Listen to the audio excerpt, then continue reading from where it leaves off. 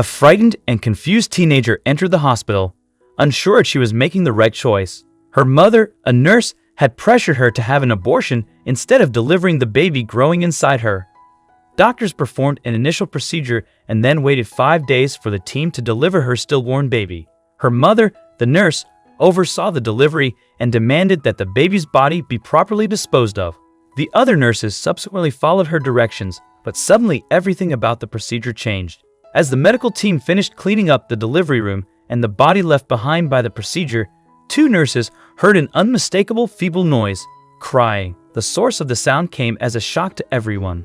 It was August of 1977 when a 19-year-old college student made her way to a hospital in Sioux City, Iowa.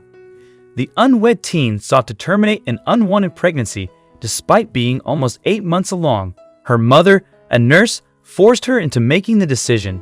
In today's USA, however, this type of procedure would be extremely hard to come by. Susan Misaki, a nurse practitioner and board member of the American Sexual Health Association, explained why to Women's Health in August 2017.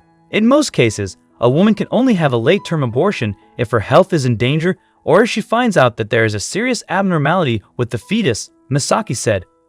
But there's no evidence that the teen who sought to have her pregnancy terminated in 1977 was anything but healthy.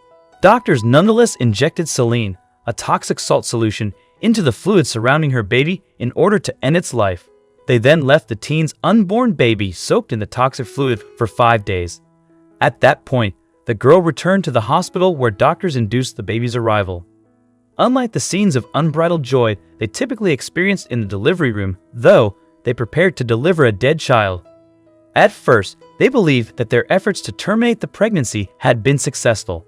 The teenager's mother, a nurse who pressured her daughter into undergoing the procedure, delivered the lifeless baby, her grandchild. She quickly realized, however, that the newborn was clinging to life. But of course, that was not the intended outcome, especially not for the woman who had forced her daughter into making the decision to terminate her pregnancy. So, she demanded that the baby be left to die. Even after discovering that it was alive, her orders would not be followed through. Somehow, 2 other nurses happened to hear the baby making noises, struggling to breathe, feebly attempting to cry. In contrast, these nurses refused to stand idly by and watch a child die. The 2 nurses, along with the rest of the medical team, decided that they had to save the child. They consequently rushed the baby, a girl, to the hospital's neonatal intensive care unit.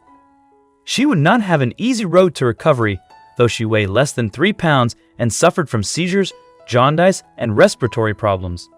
Doctors suspected that the child would never lead a normal, healthy life if she did make it through. Instead, they foresaw her suffering from multiple lifelong disabilities. In the meantime, though, her birth parents still drew up an adoption plan just in case their daughter survived. And while the baby fought for her life in intensive care, a pair of potential adoptive parents came to see her. Doctors forewarned them of all that she'd be up against in life if she survived. Yet, despite this, they peered into the incubator where she slept and instantly fell in love with her. With the support of her new family surrounding her, the baby's prognosis began to slowly improve. She eventually went home without any of the disabilities that the doctors had been concerned she would have. Instead, the baby, named Melissa Odin, would go on to live the life of a typical child. In fact, it wasn't until she was 14 that she found out about everything that had happened to her as a baby. As a teenage, Odin subsequently struggled to cope with the thoughts that she'd been aborted.